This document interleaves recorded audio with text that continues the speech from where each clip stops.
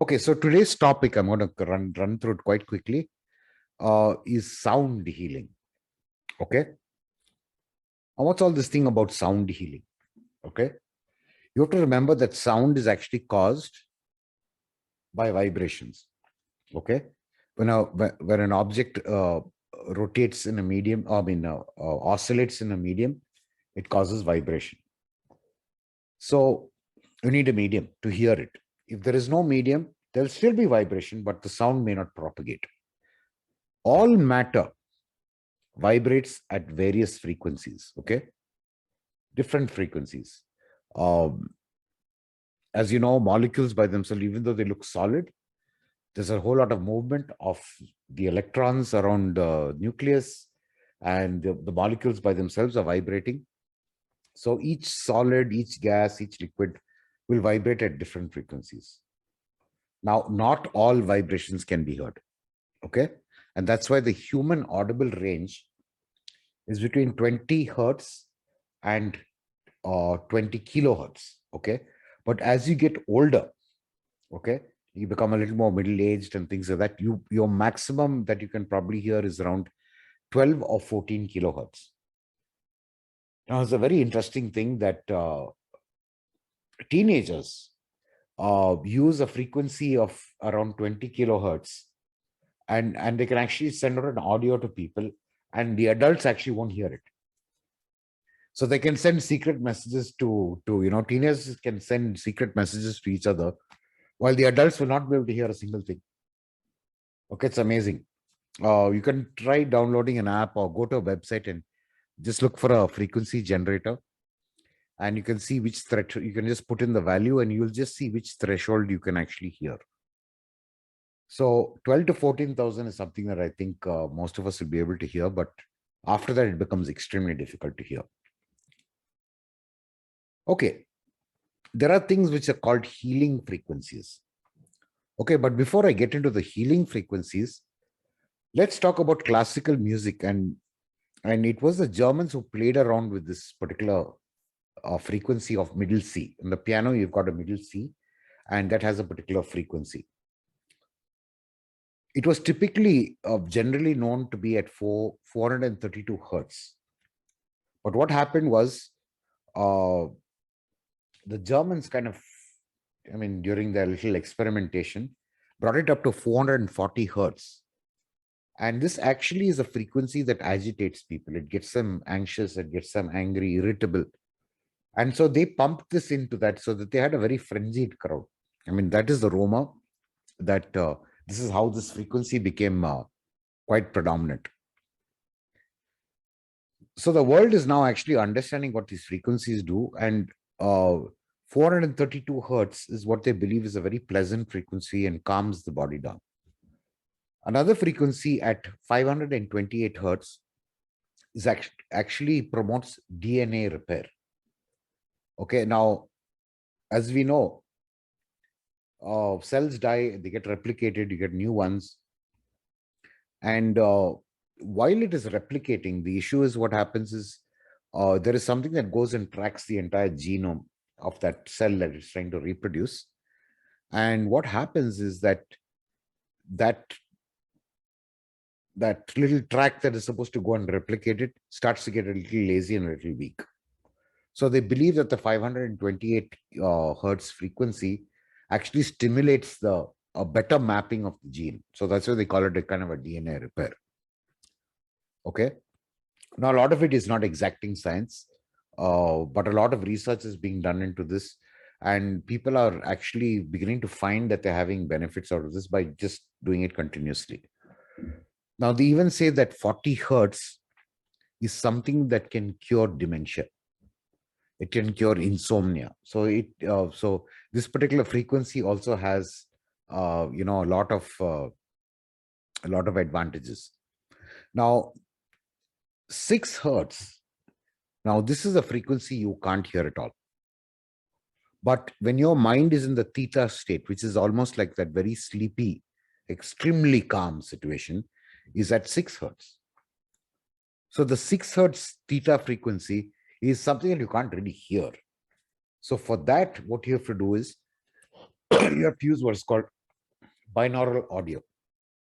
So anything that's below 20 hertz, subliminal frequencies have to be heard, which is called binaural. So what is binaural thing about?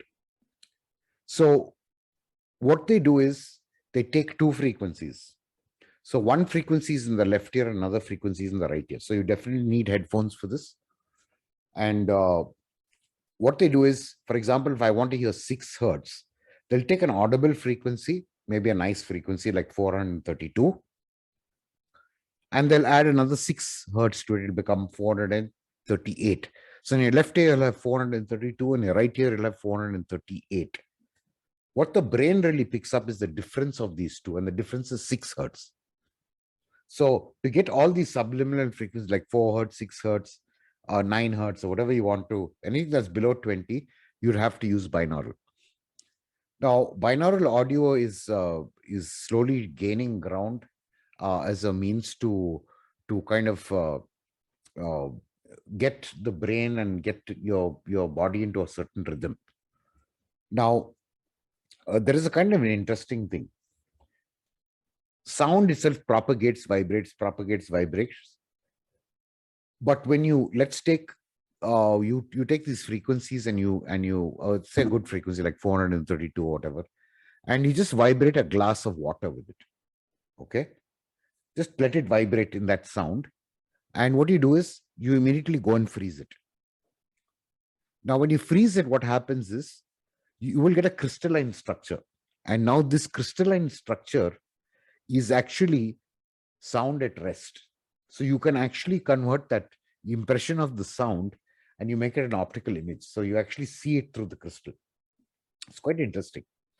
Now, if you were to take a very ordinary, not ordinary, I mean, one of these small external speakers, right?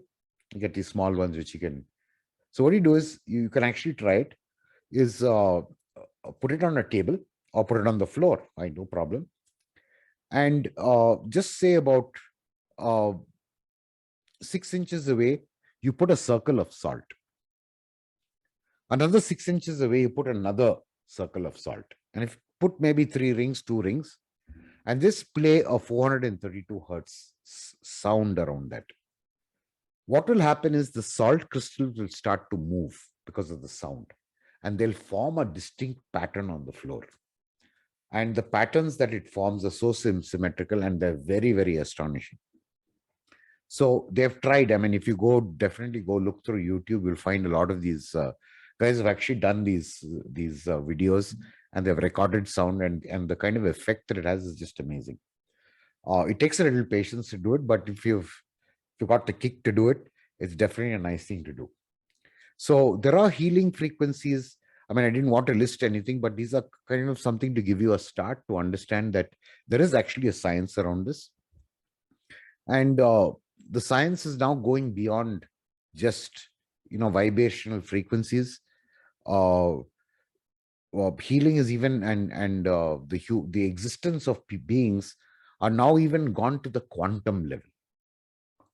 Now that's amazing. I mean, if you can actually hear something about what really happens in the quantum world. So there are a lot of beings and a lot of things that live on our planet actually work in a quantum state.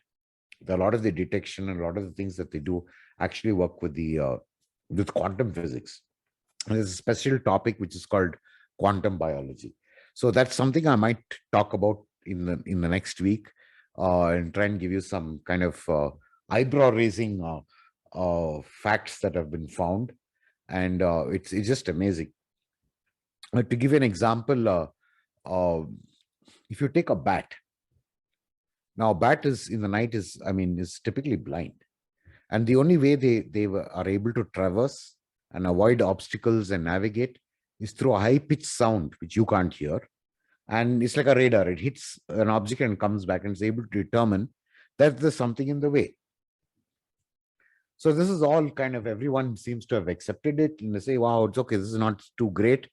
The bat can hear the sound and it's fine. But here's the problem with that.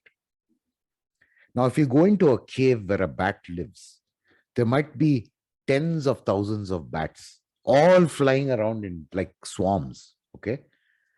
And each of them are screeching and it's hitting the wall, it's coming back, it's hitting another bat and coming back. But just imagine 10,000 bats. There'll be just a frenzy of sound. How does the bat actually know which frequency to pick up and how does it actually navigate with all that noise around there? So it's actually something that scientists have not yet put their finger on.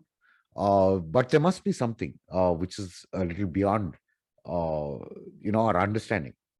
So there are some miracles which are so related to physics that man is yet to discover.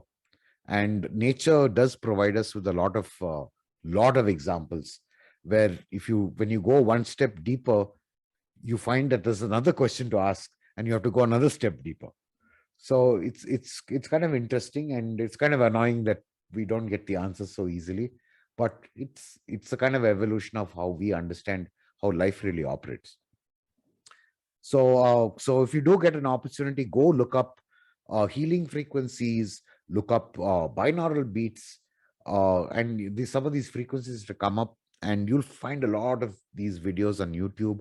I don't want to recreate the wheel, and I might do it, but that's a later program itself, which I might actually come to some very, very practical exercises on this. But that's a whole separate course by itself, and that's in the works. So I'm open to any